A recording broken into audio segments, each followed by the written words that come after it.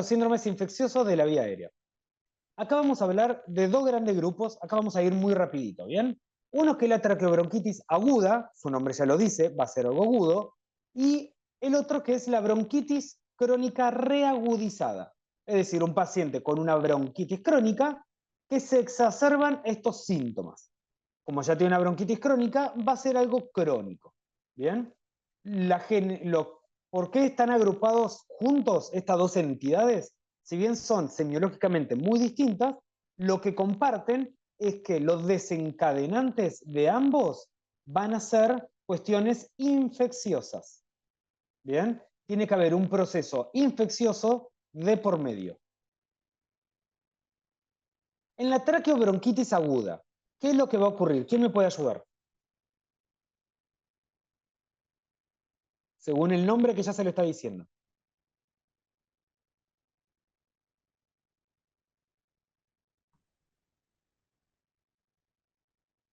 Sin miedo, a ver, dale. Es una infección de la tráquea y de bronquio. ¿Cómo de vuelta? Es una infección de la tráquea y del bronquio. Bien, hay una inflamación como consecuencia de una infección a nivel bronquial y o traqueal. Excelente. Bien, como dijimos, esto fundamentalmente se da en niños, pero también puede aparecer en adultos, bien, y puede ser ante distintos agentes infecciosos, fundamentalmente son virales, ¿ok? Acá lo que ocurre es que se genera, si bien la enfermedad es benigna y autolimitada, se genera una hiperreactividad bronquial que puede durar incluso hasta 8 semanas post-infección. Si esto, ¿cuál es la importancia de la traqueobronquitis aguda? Que si esto se repite de forma continua, puede generar secuelas pulmonares como consecuencia de la inflamación. ¿Bien? Entonces, es un paciente que va a tener una Similar a lo que pasa infección con el EPOC. con el EPOC, claro, con las crisis amáticas. Excelente, Claro. Rafael. Excelente. ¿Bien? Entonces, yo puedo tener un paciente de que tuvo una traqueobronquitis en su vida. ¿Le va a generar secuelas? No. Si lo tiene episodios generados, si tiene episodios a repetición, ahí sí puede tener secuelas, fundamentalmente el EPOC. ¿Bien? ¿Qué es lo que yo voy a encontrar en el momento agudo? Un paciente que va a tener un cuadro viral, ¿bien? Va a tener una tos con una expectoración mucosa o mucopurulenta, ¿bien? Pero no va a ser una expectoración abundante. Suele tener rinitis o faringitis. ¿Qué era la rinitis?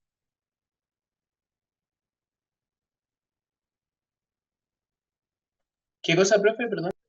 ¿Qué es la rinitis?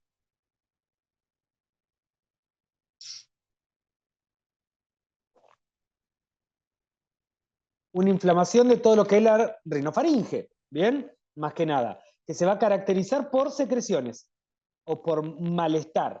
Bien, cuando tenés esto de que largás moco y está con estos cuadros de que te pica la nariz y largás moquito ceroso, más que nada, ¿bien? Y faringitis ya cuando tenés esta inflamación a nivel faringio, ¿bien? Que te cuesta tragar, te molesta, ¿bien?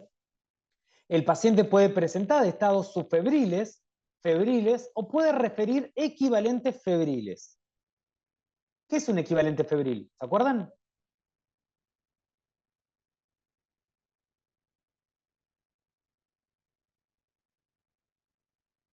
Cuando un equivalente febril es cuando el paciente te refiere sintomatología febril, pero en este momento no tiene fiebre.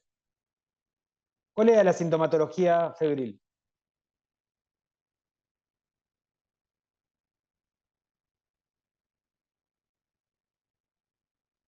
Somnolencia, cansancio, fatiga. Malestar general, claro.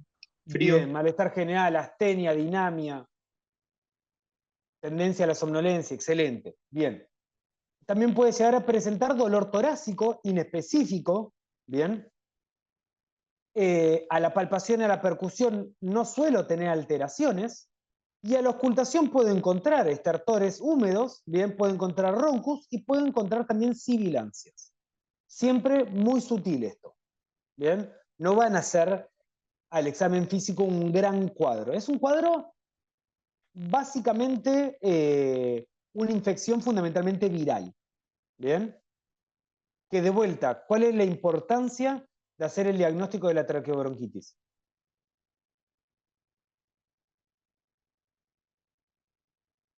El tratamiento, ¿no? ¿No? El tratamiento es sintomático. Paracetamol, ibuprofeno. ¿Por qué es importante tenerlo presente y diagnosticarlo? para prevenir que se repite el cuadro.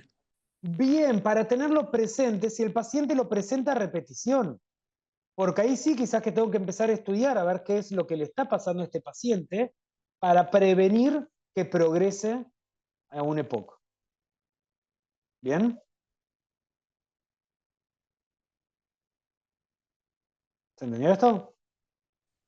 Sí, profe. Bien. La bronquitis crónica reagudizada, lo que está hablando es cuando un paciente ya tiene el diagnóstico de una bronquitis crónica y se exacerba esta signo-sintomatología. En algunos libros lo pueden encontrar como una exacerbación del EPOC o una reagudización del EPOC o EPOC reagudizado. ¿Bien? Esta exacerbación de los síntomas se da como consecuencia de una infección, como dijimos anteriormente, por eso estamos en síndromes infecciosos, ¿bien? Y lo que genera es un aumento de todos los signos y de los síntomas de un paciente con una bronquitis crónica o con EPOC, ¿bien? Obviamente, la gravedad, ¿de qué va a depender?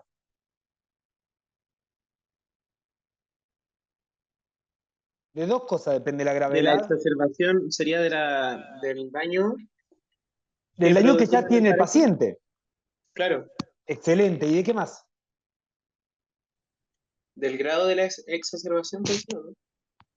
Claro, pero este grado de exacerbación va a depender, o sea, va a generar una gravedad del cuadro. Y esta gravedad del cuadro va a depender de dos cosas. Uno es del basal del paciente. Si ya tiene un EPOC súper avanzado que depende de oxígeno, que no puede hacer movimientos, y esto se exacerba, va a ser mucho peor el cuadro. ¿Bien? Es decir, va a depender del basal de este paciente. Y también va a depender de otra cuestión. ¿De qué? Y la respuesta inflamatoria, Y esta respuesta inflamatoria va a depender de qué? el patógeno. Bien, del patógeno.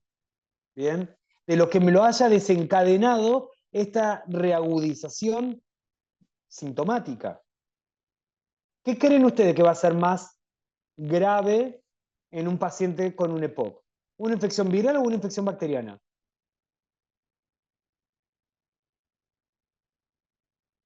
En general, ¿no? Una bacteriana. Yo creo que Bien. bacteriana. En general una bacteriana. ¿Bien? Obviamente, infecciones virales también, pero en general las bacterianas suelen ser más agresivas.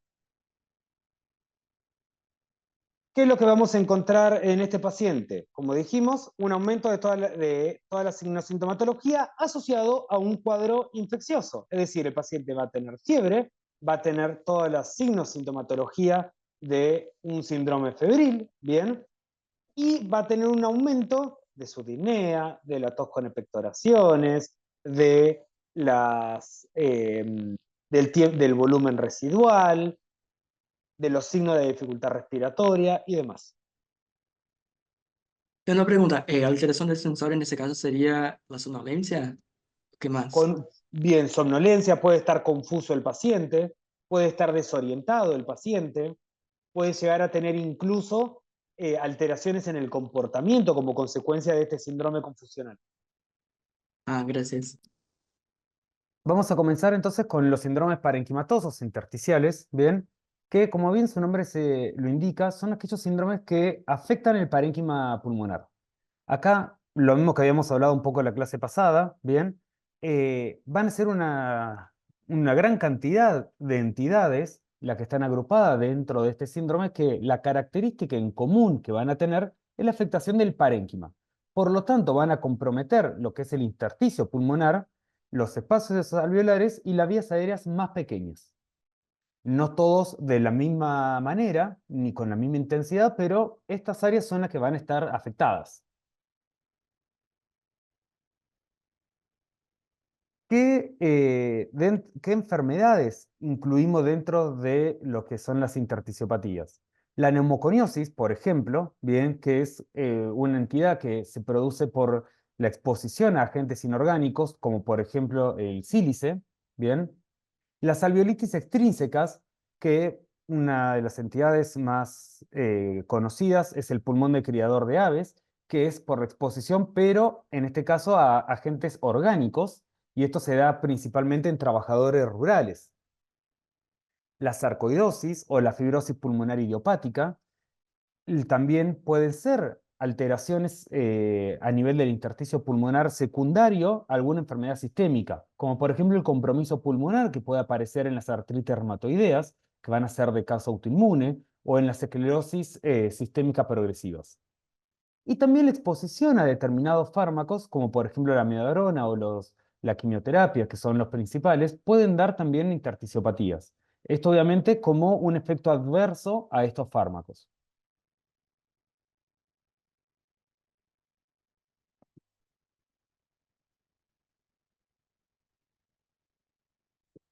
Perdón. ¿Qué es lo que vamos a encontrar entonces en las intersticiopatías? Principalmente disnea. Bien, esta disnea va a ser algo progresiva. No es que se va a instaurar de forma brusca, como si vamos a ver en otras alteraciones. Bien, se va a ir instaurando de forma progresiva. En líneas generales, esta disnea va a ser una disnea de esfuerzo, pero que no va a presentar cambios en el decúbito.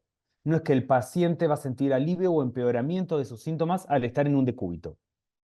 Va a presentar una tos, esta tos también va a ser cada vez progresiva. ¿De qué va a depender la progresión de esta tos? Del grado del compromiso parenquimatoso. Excelente. A mayor grado, obviamente, mayor presencia de tos, bien, fundamentalmente seca, sin expectoraciones, y mayor presencia de disnea. A nivel de la palpación y de la percusión no solemos encontrar datos positivos. ¿Por qué no? ¿Qué creen ustedes? ¿Por qué no solemos encontrar datos positivos?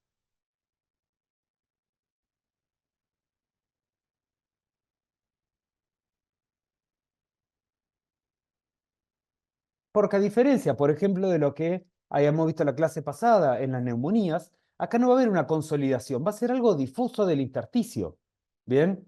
No va a haber algo que me cambie de manera radical el parénquima pulmonar, sino va a ser algo más bien difuso a nivel del parénquima pulmonar y inclusive en los estadios iniciales más microscópico que macroscópico. ¿Bien?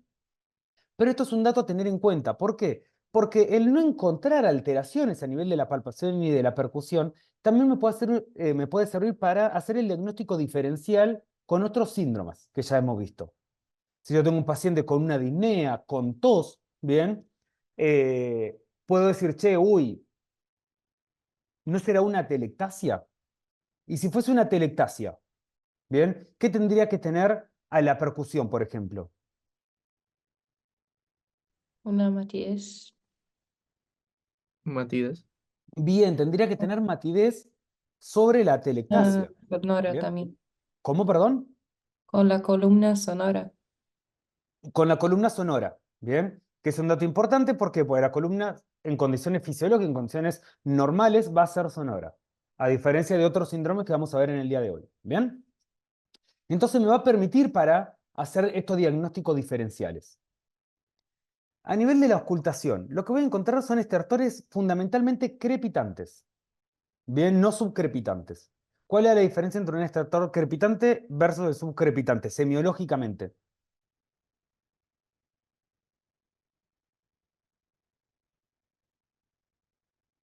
Lo habíamos hablado en la primera clase de examen físico respiratorio. Que los crepitantes no se modifican con la tos. Bien, entonces yo lo que le pido al paciente es que tosa. El sonido va a ser el mismo, pero al toser, uno se va a modificar con la tos, es decir, va a desaparecer y va a migrar a otro lugar, mientras que otro no. ¿Bien? ¿Cuál era el que no se modificaba con la tos? El crepitante. Bien. Mientras que el subcrepitante sí se modificaba. ¿Bien?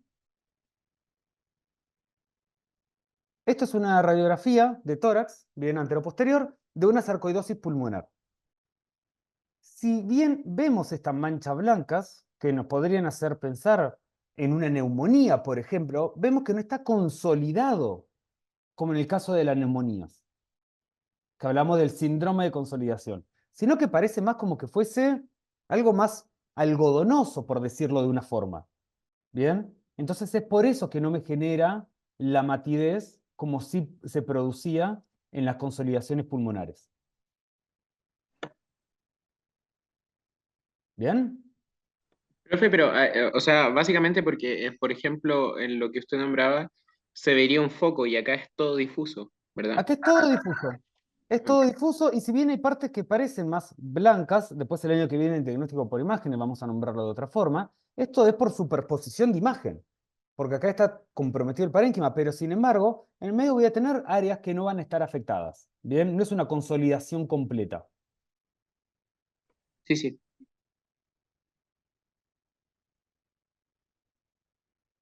Bien, otro síndrome parenquimatoso van a ser los cavitarios. ¿Alguien se imagina algo que ya han visto quizás en pato o en micro que pueda conformar un síndrome cavitario o que han escuchado porque tiene desgraciadamente una alta incidencia en Latinoamérica? La tuberculosis. Bien, la tuberculosis, que genera las cavernas tuberculosas. ¿Cómo, Franco, perdón? No, dije cavernas. Bien, perfecto. Vamos a ver que no es la única causa, pero sí es una que nosotros tenemos que tener presente por la alta incidencia que hay en nuestra región, ¿no? Ahora bien, no todo espacio, toda cavidad en el parénquima pulmonar va a ser una caverna. ¿Bien? Tiene que tener características propias, como por ejemplo, tiene que ser mayor a 3 centímetros. El contenido tiene que ser de aire. ¿Bien? Si bien puede llegar a haber presencia de líquidos, también estamos hablando de alguna complicación o de otra entidad. ¿Bien? Las paredes de esta caverna, bien, tienen que ser lisas y siempre tienen que estar en comunicación con un bronquio. Y esto es fundamental, siempre en comunicación con un bronquio. Más adelante, avanzado en la carrera, van a ver que en la radiografía a veces se dificulta un poco, pero en una tomografía se ve con claridad esta comunicación con el bronquio. Yo lo tengo que ir a buscar para poder decir es una caverna y no es otra entidad. ¿Bien? ¿Alguien me puede marcar acá más o menos dónde están las cavernas en esta radiografía? En los ápices. Sí, Bien, arriba. arriba en los ápices pulmonares, como bien dijo la compañera, bien, tenemos estas dos cavernas, bien. Y esta caverna en particular tiene líquido, tiene un poquito de líquido. Esto es un nivel que llamamos, y esto es un poco de líquido, bien. Son cavernas voluminosas, esto tiene más de 3 centímetros claramente, bien. Y acá la comunicación con el bronquio es difícil de observar. En una tomografía, en los cortes axiales, seguramente sea mucho más fácil de poder observarlo. Esta radiografía seguramente corresponde a una tuberculosis porque, como bien sabemos, estadísticamente las principales cavernas tuberculosas se asientan en los ápices pulmonares. Porque hay mayor ventilación, ¿verdad? Por eso. Bien, Rafael, la relación BQ se encuentra alterada. Causas, tenemos muchas. Bien, la podemos agrupar en 3 grandes grupos. Infecciones, por ejemplo, abscesos pulmonares, tuberculosis, micosis y parasitosis. Bien. Inflamatoria, la granulomatosis de Wegener o la sarcoidosis también pueden provocar cavernas. Bien. Y también algunos tumores, como por ejemplo la necrosis de un carcinoma broncogénico, bien, o la necrosis de metástasis pulmonares. Vemos que acá no es toda caverna tuberculosis. Sin embargo, sabemos que en nuestro medio tiene una incidencia importante la tuberculosis en las cavernas. Si estuviésemos en otro país, no sé, en Europa o en algún país asiático, quizás encontremos como mayor incidencia algunas de las otras alteraciones, por ejemplo la sarcoidosis o ya necrosis tumorales. Bien, ¿qué voy a encontrar en general en los síndromes cavitarios? En la anamnesis el paciente me va a referir a anorexia. ¿Qué es la anorexia? ¿No comer? Ah, no. Pérdida de apetito sería. Sí, en realidad la definición más correcta es el no comer o una disminución en su alimentación. Y algo importante de esto es que puede o no estar acompañado con una disminución del apetito, ¿bien? Y que no es algo provocado por el paciente, no es algo deseado por el paciente. Va a presentar también adinamia. ¿Qué es la adinamia? Demasiada dificultad para mover los miembros, como Bien. que va a referir que no puede mover las Que- extremidades. exacto, o que se le dificulta, que le genera una dificultad en la generación de los movimientos.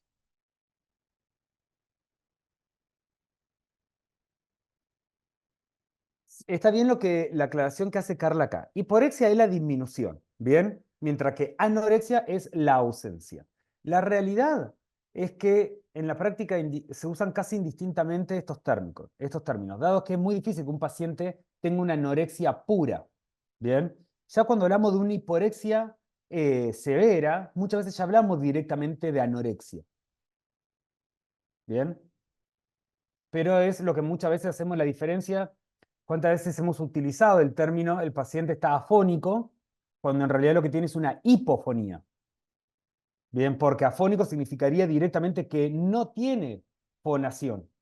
Mientras que si yo fui a un recital o a un cumpleaños y estoy gritando y después me cuesta hablar, estoy afónico. No, en realidad lo que tenés es una hipofonía. La realidad es que cuando ya son severos, muchas veces lo utilizamos porque la diferencia es extremadamente sutil. Fundamentalmente en las causas infecciosas solemos tener sudoración nocturna y esto va a estar acompañado de un descenso de peso de forma paulatina. Este descenso de peso puede ser tanto por la causa infecciosa, también por cuestiones tumorales, ¿bien? Y obviamente potenciado por la disminución o directamente la falta, ¿bien?, de la orexia, de la alimentación. En la inspección, el paciente va a presentar tos. Esta tos va a estar acompañado por accesos sanguinolientos, que lo vamos a llamar hemóptisis, ¿bien?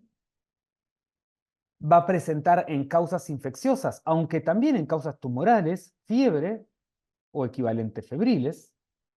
Vamos a ver que en el lado afectado, cuando un paciente presenta una gran caverna, voy a tener una disminución de la expansión torácica, ¿bien? En pequeñas o medianas cavernas esto no se va a visualizar, porque no va a ser lo suficientemente significativo. Pero en grandes cavernas, que se solían ver anteriormente, sí se podía observar esta disminución de la expansión, siempre del lado afectado.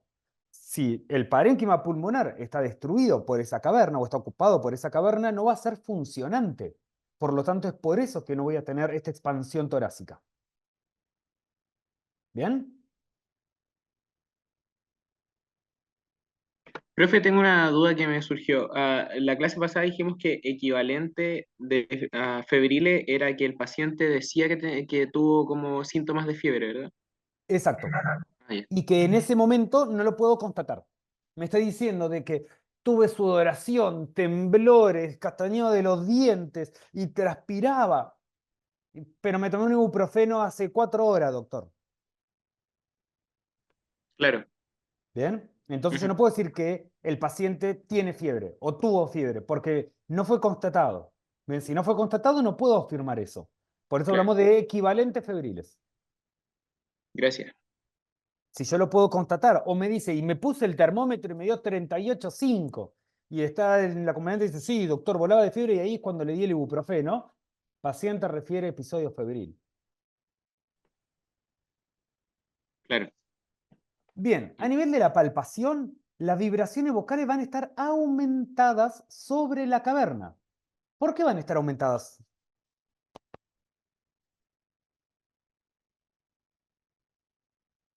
Porque se crea mayor resonancia en el área de la caverna, ¿no? Bien, ¿por qué? Porque como el aire está atrapado ahí. Va a generar como si fuese un tambor, una caja de resonancia. Y para esto es importante siempre tener en cuenta que la caverna tiene que tener comunicación con un bronquio. Si no tuviese comunicación con el bronquio, esas ondas vibratorias no llegarían adentro de la caverna.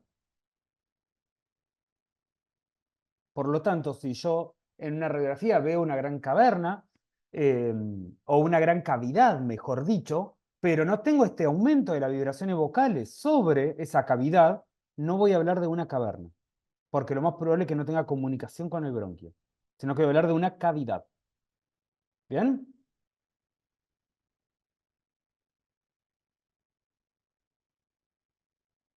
Cuando percuto sobre la caverna, bien, voy a tener una hipersonoridad o un timpanismo, dependiendo obviamente del volumen de esta caverna. Bien, recordemos que cuando predomina el aire sobre las estructuras, es cuando vamos a tener la hipersonoridad o el timpanismo.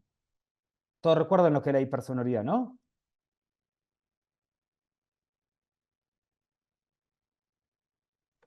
Que tenía aire y líquido.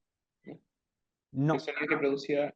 Hipersonoridad es una mezcla, bien, o sea, es un sonido más alto que el sonoro, pero menos que el timpánico. Es el intermedio entre sonoro y timpánico.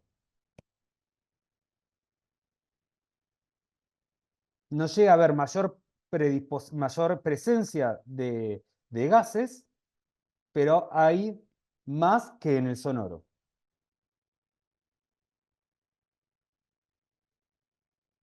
¿Bien? A nivel auscultatorio, si las cavernas son grandes, voy a tener un soplo anfórico. El soplo anfórico es como si yo estuviese soplando una ánfora. Las ánforas son como si fuesen esas vasijas, bien, de cerámica que se realizaban antiguamente y hoy en día también, donde se guardaban licores o vinos, bien, que el sonido es más o menos un...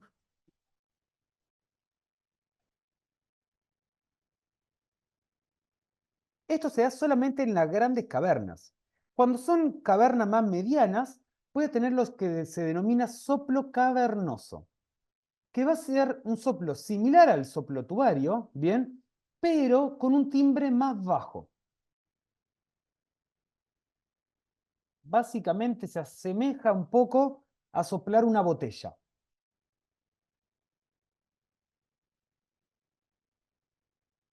¿Bien? Sí. Bien. Como ruidos agregados, puedo tener estertores subcrepitantes, que son bastante frecuentes a nivel, más que nada en las patologías infecciosas, ¿bien? Y puedo tener alteraciones en la ocultación de la voz, como por ejemplo broncofonía, pectoriloquia o anforofonía. La anforofonía, ¿bien? Es algo que no habíamos nombrado anteriormente, dado que únicamente se da en los síndromes cavernosos, que es como si fuese una voz como que tuviese un eco.